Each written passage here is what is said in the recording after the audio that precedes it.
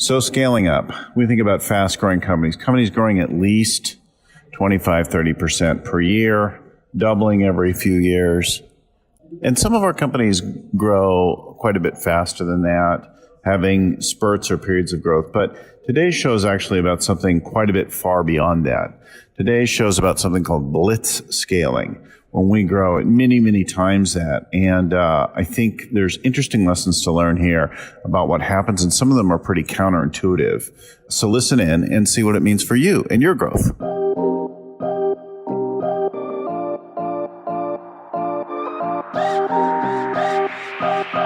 Hello and welcome again to the Scaling Up Business Podcast. I'm your host and growth coach, Bill Gallagher. On the show with me today is Chris Yeh.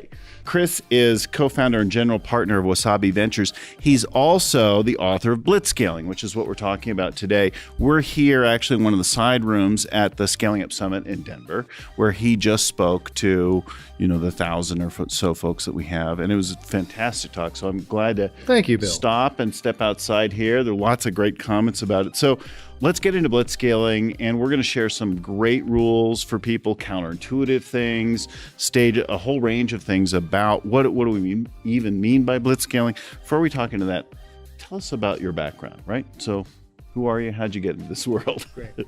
So the story begins. I was born and grew up in Southern California and didn't know what I was going to do when I was growing up, although even from a young age, I loved reading and was interested potentially in being a writer. But my dad has a PhD in electrical engineering and was a research scientist and engineer. So I also have the technology side in my family. And so I actually continued to study both science and the humanities as I was growing up. And I went to Stanford as an undergrad. One of the fun facts is I actually went to Stanford when I was 15 years old. A little unusual. It is unusual. And when I was there, I studied creative writing and product design engineering. So I continued those two different threads of technology and the humanities at the same time. When I graduated, I wasn't going to go into writing because I didn't want to starve. So I thought that maybe I would just do what almost everyone else did, which is to go work for IDEO. Great company. David Kelly, the founder, was my advisor. And basically, he said, hey, Chris, if you want a job, let me know because we'll hire you, which is a great thing to have in the back of your mind. But I ended up getting pulled out to Boston because I was really interested in this new thing called the internet. And I had this opportunity to join a company called D.E. Shaw & Company, which still exists today, a very secretive hedge fund, but they were doing internet startups. And I liked the idea of being out there in Boston and being in a different part of the country. I also liked the idea of being paid a lot of money, which was nice. And so I went out there and I worked on a couple of projects, Juno Online Services, which eventually went public, and Farsight Financial Services, which we sold to Merrill Lynch. So I got the early bug of doing startups right from the beginning of the internet. And of course, everyone at D.E. Shaw also knew of Jeff Bezos because Jeff Bezos worked at D.E. Shaw before he left to start Amazon. And so we were following his story as well. And a number of the people I worked with ended up being called upon by Jeff to go out and join him at Amazon. And they did very well. So sadly, I didn't know Jeff, so I didn't receive that call. Or perhaps maybe my story would have gone a little differently. I think I've heard Guy Kawasaki talk about maybe going to Google at one point and not taking that. Yeah, there's a lot of stories like that. The almost. The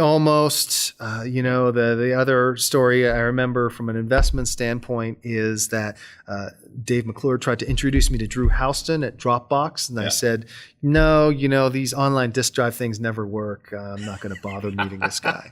And again, maybe I meet him. I'm like, oh my God, this guy's incredible. I really want to invest in him, which is entirely possible.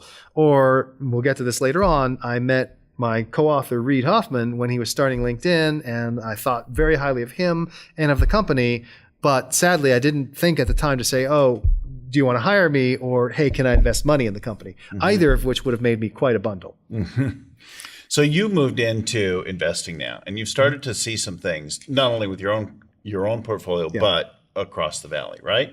Absolutely. Talk to us about what do we mean by blitzscaling? What is that? So the way we define blitzscaling is we say that it is the pursuit of rapid growth by prioritizing speed over efficiency in an environment of uncertainty. And the reason it's so important is that... Yeah, so that's a good thing for folks to get. Speed over growth, right? Speed over efficiency. Over efficiency, right? Yes, for the sake of growth. Yeah. And it's really important because thanks to the dynamics of this globalized, hyper-connected market, more and more industries and markets are winner take most or winner take all, where the first to reach scale becomes the dominant player. Yeah, and that's different than first mover, right? That's right. First to reach scale is a really different thing. Exactly. And you can see that just in looking at consumer social networking, for example, because obviously Facebook was not the first mover. Probably the most well-known early company was Friendster. And then, of course, MySpace came in and was hugely successful.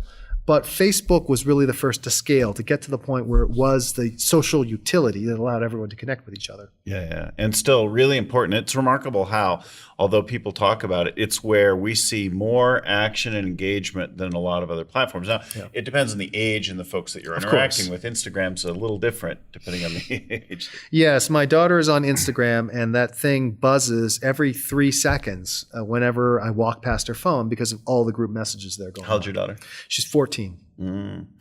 My daughter's 19. She's worked all over the country with leading artists as a result of connections she made through Instagram. That's just amazing. Networking through people. Every up and coming rapper and big names that you might know. So she's in the music? She's a photographer working nice. a lot in music and fashion. Very cool. Right? Yeah. The kind of networking that folks can do today is really... And it really, and what's nice about it is it's sort of opened things up. I mean, the world is still very uncertain and random. But, in the past, in order for you to be able to make a connection like that, you had to go to the city, Hollywood, Nashville, New York, whatever. And now you can start building those relationships wherever you are. That's amazing, right? So tell some stories. You shared some great stories with us in the big room now. Tell our listeners a little bit about some of these examples of blitzscaling and what it really looks like. Absolutely. Right? So one of the stories that we like to tell is the story of how Google blitzscaled. And they actually did this deal with AOL to power AOL's search results and to sell ads against the search results. And this was a very big deal for Google because they actually committed $150 million a year. That was the guarantee that they gave to AOL to get this business. And by the way, Google had revenues of $19 million the previous year. So it was this enormous risk that they took. But it ultimately paid off because the increased scale that AOL brought to them triggered a series of network effects and triggered a series of learning loops that allowed Google to become the dominant player in online advertising today. And AOL's in a really different position than it was in the 90s when we first all knew it. Right? Exactly. I think they call it Oath, maybe. I don't know. It's really hard to follow. It is. So we went through blitzscaling. You talked, I think it'd be great for you to talk a little bit about the conditions and then some of the counterintuitive things, right? Yes. So one of the things about blitzscaling is people sometimes ask, hey, is this just get big fast, like during the dot-com bubble? And our response is no. Pets.com. Exactly. Pets.com, Webvan, you name it. Webvan. I still have some of the tubs. Oh, the tubs were great. And there was a great service, just could never make money. Right. So what differentiates blitzscaling is it is a systematic way to take intelligent risk as opposed to a non-systematic gut-based thing which just says grow as fast as you can. And the conditions that drive blitz scalability are the 4 growth factors and 2 growth limiters. Okay. So the 4 growth factors are the market size. You want a big market that's going to be growing in the future. Distribution, so that you can become that first to scale. Gross margins, so that you can pay for growth and so that there is a reason why you're willing to take this risk because of the huge financial return. And the network effects that make that growth sustainable over the long term, that allow you to have that enduring market leadership. The 2 growth limiters are a lack of product market fit, because if you don't have product market fit, you cannot succeed. If you do have it, you might not succeed, but if you don't have it, you definitely won't. And then operational scalability, because the ability to actually scale your people, to scale your technology infrastructure is absolutely essential. We've seen companies like Friendster, for example, who ultimately died because of poor operational scalability. You know, this is interesting. So my son has a startup now. He's been raising Congratulations. some money. He's like, well, I assembled a team. I raised some money. I guess I'm the CEO. I said, yeah, that's the deal. So he's gone after a big market, right? Crypto. That's big and potentially growing. Yes. But they looked at it. They said the fundamental problem is this thing never scales. right? So let's solve the scalability. Right. The protocol doesn't scale. Right. Yeah. Like fast, I'm like, oh, this might be a big thing for you. Absolutely. And I do think that, people sometimes ask about interesting sectors. I do think that the crypto sector is one of the ones that is very hot right now. I think that the reason is pretty obvious. It's like, well, if you throw up financial services, which may very well be the single largest and most valuable portion of the economy, and throw it up for grabs, there's probably a lot of money to be made. Mm-hmm. But, I am not smart enough to say, I know that these particular places are going to succeed. Right. On the other hand, there are some people who are doing picks and shovels like Coinbase, and it's like, those guys are probably going to be successful. Right. Around the periphery of it. Yeah. He's actually addressing sort of the core technology that underlies it, the approach to it. So you talked about the coupon. Yes. The Groupon. Groupon. Yes. Yeah, Groupon. Thank you. Yes. We have these moments, right? We all do. Well, and you can always edit if you want. Right, although maybe you're like a one-take guy. You're like, we just go straight through. Okay. And let the humanity show through. There we go. So Groupon. Yes. We've all used or experienced or been around Groupon, or somebody's given us one, right? And some of them are still collecting dust, a printout somewhere with a barcode on it. What's the problem with Groupon? So the problem with Groupon is that lack of product market fit. You can go through and you can say, wow, this thing should be successful. And you've got the huge market, you've got the massive distribution, you've got the network effects even, and you've got gross margins because, again, you're giving away something for free. Right? It's pretty amazing. And operational scalability, it's largely a bits-based business and pretty scalable as well. And they're able to hire salespeople in Chicago. That was actually one of their big advantages. But they lack product market fit, which is to say people didn't actually like using Groupon, and the merchants who participate in Groupon didn't like the results. Yeah. And so as a result, even though they had rocket-like growth, I think Groupon at one point was the fastest growing company in history by revenues, they couldn't sustain it. And that's why they're ultimately unsuccessful. Because that experience was kind of miserable for everybody. Yeah. I guess Airbnb is a counterpoint to that. Absolutely. And Airbnb is one of these canonical examples of a blitzscaling company. It's got all the different factors. Obviously, it's got a huge market because you're talking about hospitality and lodging. It has got distribution. It has got strong network effects. It has got high gross margins because, again, they're not paying for the places. They're just acting as a marketplace. So all of these help make Airbnb successful. But the thing that also sets them apart is their founder CEO, Brian Chesky, because he demonstrates the power of being what we call an infinite learner. When you're a blitzscaler, you need to be able to continue learning new ways to play the game because it's changing between every stage. And if you just want to fall back on the tried and true and just do what you've done before, you're not going to be able to make it all the way to the top. So being an infinite learner is the key to being a successful blitzscaler. So this is something that I think we see a lot as coaches in the group. There's sort of three paths, maybe, the big ones. The first one is the person doesn't grow as the leader, right? But picks a side role, so they become head of R&D or something like that, and that's fine. They find their little home, and then they do that. We maybe see a little bit of that in Google, right? Very visible. Right. And then the other one is they don't grow and they hold the company back. And we'll talk about Uber next, right? Yes, indeed. And then, or their growth takes them to a certain point, right. And then the third one is that they do actually grow and adapt, and they see the growth and development of themselves as the leader that's tied to the growth of the company, right? Because the company, we always say, is the amplification of the leadership, right? That's right. And in fact, if you think about it, a good way of putting it is that the company scales at a nonlinear rate, but human beings generally only scale in linear fashion.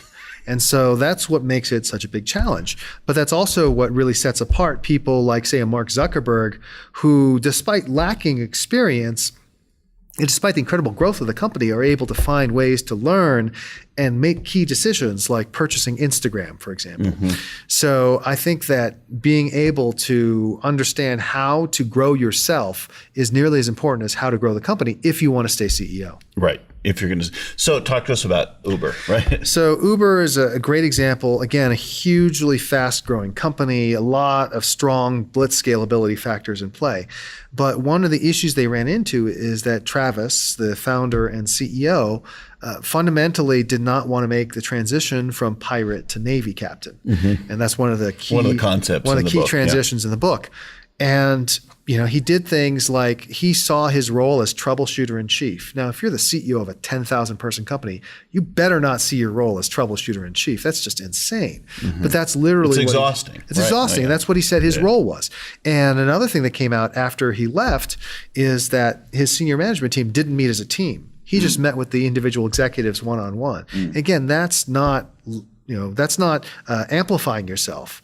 That's doing the opposite, shrinking yourself and making everything reliant on you.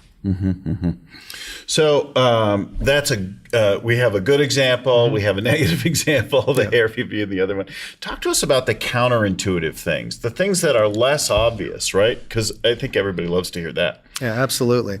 And if you think about things that are less obvious, we'll start with one of the famous sayings of my co-author, Reid Hoffman, which is launch a product that embarrasses you. And this is something that people have a lot of trouble with because wait a minute, embarrassment, nobody likes embarrassment. Embarrassment's like one of those things that people fear most in the world. I think people said they fear like public speaking more than anything, which I don't understand because I love public speaking. But nonetheless, launch a product that embarrasses you is not saying it's good to be embarrassed. Right. It's saying don't let your perfection stand in the way of speed. Right? Perfectionists will want to polish, will want to build, will want to make things perfect in their own eyes. Right. But that's not actually making it perfect. Right. The way you make something perfect, or the way you make something good, is you get it out into the market, you get real users using it, and you take their feedback into account and you sand off the rough edges. And one of the great examples is actually Dropbox. So Dropbox launched out of Y Combinator, was carried in TechCrunch, with TechCrunch Disrupt, all these things. And they were sign-up streaming, and they had like 100,000 people signing up the first week or something like that. And what they discovered is that only about 10% of the people who signed up actually were able to set up the app and upload a file. Yeah. And it's like, whoa. It's not working. This is not working. And so they did a very simple usability test. They got people off of Craigslist to come into their office, and they said, here's an email from Dropbox, set up an account and upload a file. Yeah. And they did 5 of these tests. None of the 5 could do it. They just failed along the way. And Drew said, wow, literally we have built the worst product ever. What are we going to do? And what they did is they went back through the recordings of those 5 tests, and they did more tests after that as well. But they started writing down all the things, all the problems that people encountered. And they had a spreadsheet of about 80 items. And they just said, okay, let's fix item number 1. Let's fix item number 2, 3, 4, 5, 6, and so on and so forth. And they just kept doing that. And today, of course, everyone's like, wow, Dropbox is one of the most intuitive products ever made. Its core strength is its usability. Right. And again, that's not where it started. Right, totally. Okay, so that's number one, counterintuitive, and it's the idea of the minimum viable product, right? Just get anything out there and then work on it. What's number 2? So another counterintuitive rule that people are like, whoa, what's going on here, is tolerate bad management. And what we mean by that is that in the interests of speed, sometimes you're going to break the rules of good management, the best practices, including things like we're going to have regular performance reviews, and we're going to have salary bands, and we're going to make sure that people's titles are appropriate. And maybe in the process of hiring, here's a great example of something. Uber again, according to one of the people we talked with, one of the things that Uber did to try to grow their engineering team is when they hired a new engineer, they would ask that engineer to name their 3 most talented friends and got their email addresses. And then they would email them an offer letter saying, hey, we'd like you to work at Uber. The friends. Here's how much it would cost. And can you start on Monday? And they did this, even though that seems kind of insane. Make offers to people that you don't even know. And it's because it's like, oh, okay, we're just hire these people's friends. And that's bad management, right? And it can lead to all sorts of problems. But if you are desperate, maybe that's something that you consider. Yeah, and if one of your strategic limitations right now is people, and if you're scaling fast, people is a critical one. And certainly right now in this economy, people is incredibly You know, constrained. people is always the limiting factor. In the people, room of 1,000 folks in there, it's the number one thing that they're talking about, right? People think that it's money, but even in most cases, it's not. Yeah. But even if you solve the money problem, you still have the people problem. Right. Having enough great people is always a challenge. Now we're going to look, and we're going to hear tomorrow from Jeff Smart and talk about who hiring, and we make careful, and we learn like hire slow and fire fast and that kind of thing. But I think the key thing, if you did something expedient like that, would be to fire quickly the people who are turning out. Right? Absolutely. And because it is really important to continue evolving the culture of the company. That's one of the other counterintuitive rules. People think culture is, we set down a set of values, we carve them on a wooden block and stone tablets. And no, that's not what's happening. You're actually having to continually reinvent the culture because when you say, this is our culture, oftentimes people are saying, well, let's hire people who are cultural fit. Well, that's a recipe for homogeneity and disaster. And what you should be doing instead is hiring for cultural addition, thinking about what each new person can add to and improve the culture you have. So you shouldn't say, this is the perfect culture, we're just going to keep it the same from now on. We're going to figure out how to make it even better. Right. Well, you could end up with a bro culture like Uber had, right? Which again, then requires a lot of work to fix. So let's, number 3, counterintuitive. So probably the core counterintuitive rule is let fires burn. And what we mean by that is that in a hypergrowth situation, and pretty much every startup for that matter, there are a lot of fires burning. There's a lot of things that are wrong. And you never have enough time, attention, resources to address all of them. You only have so much water. And so you can't effectively succeed if you try to fight every fire. You've got to decide which fires you're willing to let burn and which ones are going to kill you right away. And, it's an art, not a science, but you have to be able to ruthlessly prioritize. It's like a triage nurse in the ER saying, hey, get this guy onto the operating table right away. He's bleeding out.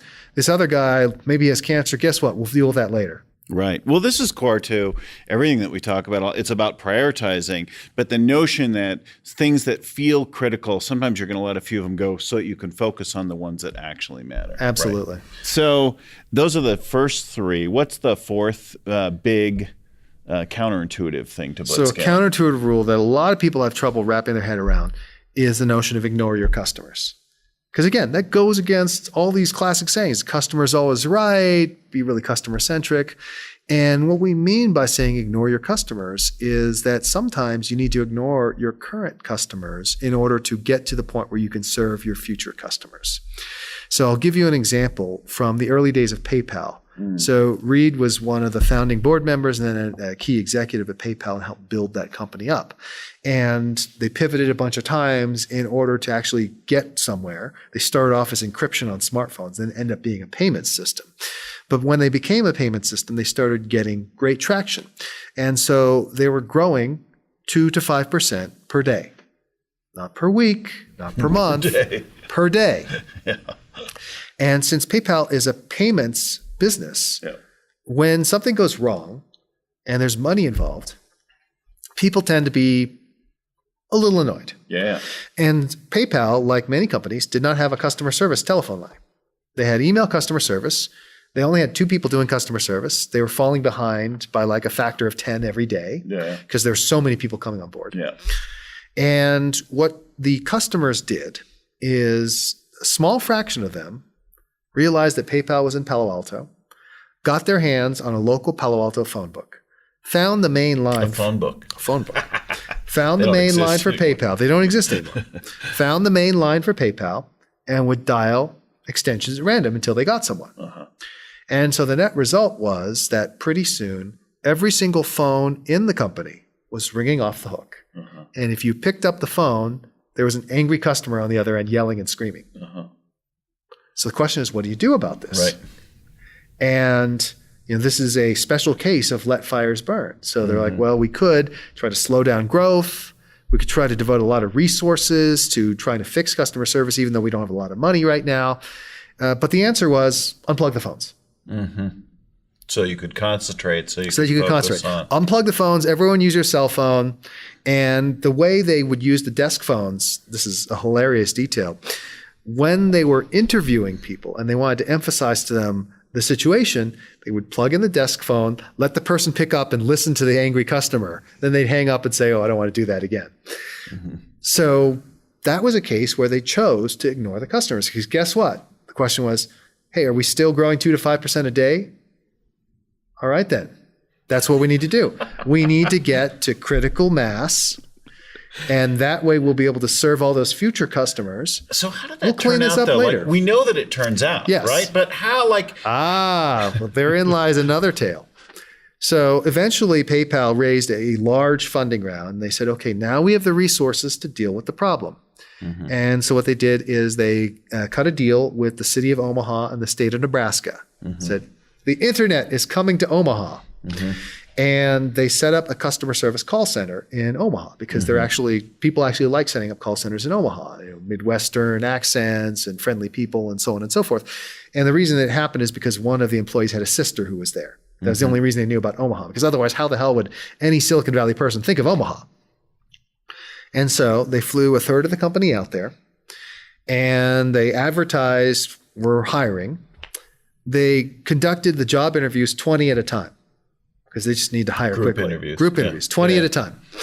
And they would hire those people. And they hired 100 people the first week, put them in a call center, have them start answering the phones, like actually hook up the phones and start answering them.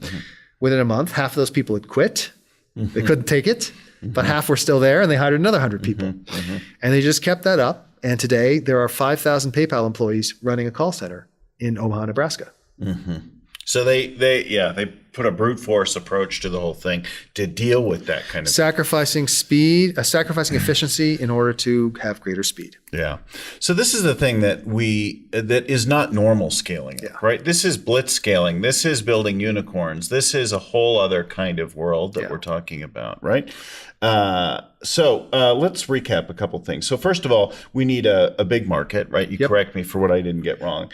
We want to have a great mass distribution. We want to have some access to distribution that's unique. Interesting, fantastic gross margins, right? So some kind of network effect, something. Right, or some other kind of long-term competitive advantage. One of the examples we use in the book is actually fracking. Shale oil and gas in Texas and Oklahoma. The source of competitive advantage there is the fact that the mineral leases run for 99 years. So each lease you sign is effectively a 99-year monopoly. And guess what? Most oil men are not worried about what's going to happen in 99 years. They're just going to get that stuff out of the ground as quickly as they can. And environmentally minded people are just freaking out over that. Right? And Chesapeake Energy was probably the foremost of the blitzscalers who did this. A bunch of other people did this. Harold Hamm did this, which is how he became a billionaire. But Chesapeake Energy, what they did is they sent an army of what they call landmen, the people who do the leases, out into the field. And they said, we know that this area in general has a lot of deposits. Don't bother drilling. Don't bother evaluating. Just lease every lot you can and pay whatever it takes to beat the competition. Because it's enough there that it's going to turn out. And like Google, they grew very quickly. They went from like 19 million in revenues to 370 million the next year, and then 3 billion the year after that. So, and then the two things that work against, right, are product market fit and operational or lack thereof, right, and operational scalability. So if you can't scale, you've got a problem there. If your product doesn't really fit or make anybody happy, you've got a problem there. And one of the points that came up today that Vern actually brought up is that Amazon is an interesting example of taking this barrier of operational scalability and turning it into an advantage, where Amazon has just become so good at solving that problem that it in turn becomes one of their competitive advantages. And they now provide the infrastructure for other people through Amazon Web Services, through Amazon Logistics, through Amazon Store, and so on and so on and so on. Built all these things and they can go at it. And then you talked about some of the counterintuitive things. So launch an embarrassing product, right? Go with something even when you don't feel great about it yet, to get it out there so that you can learn and improve from it later. Tolerate some bad management, make some mistakes, do some novel things along the way. Let fires burn. So things that feel like critical to you, let them be, and focus on a couple of things, one or two. And then the last one that's so huge that kind of dovetails with that, right, is ignore customers sometimes. Right. Sometimes if you're growing, the ultimate proof is in that, and then deal with that in some other way later. And maybe going back to the bad management, which you talked about, the mass hirings and things like that. All these right? things, you incur organizational debt, you incur business model debt. It does come due at some point, but the point is achieve that critical scale first, right, and then go back and fix it. So the book is Blitzscaling. We'll throw a graphic up. We'll put the notes and a link right into the show notes for this. Chris Ye with Reid Hoffman. And you can get more or hear more about it. Go read at blitzscaling.com in addition to the book. Yep, that's right. And for classes and other things that are not necessarily book related, we've created another website called globalscalingacademy.com. And you can go there for information if you want to have me come to your town or you want to see if there's classes that are available to learn more about these ideas. Awesome. So we do 2 summits a year. We bring great speakers like this, and we do a podcast like this every week where we have one of the experts or a CEO or one of the other coaches, one of the gurus of scaling up, the world of scaling up. So come back and see us here every week. Also, if you want our free tools, a copy of the Scaling Up book or any of that, just go to scalingcoach.com and you'll find us there. Thanks again. We'll see you next week. Thank you so much, Bill. Such a pleasure. Thanks. Once again, special thanks to our original growth guru, Vern Harnish. This show is produced by Nye Obaid. Audio production is done by Podfly Productions with audio editing by Albert Burge. And the show notes are compiled by Ein Codina and proofread by Tim McGowan. If you got some value out of our show today, please share it with somebody else so they too can get the value, and let us know the parts that you most loved. Thanks again for listening, and keep scaling up.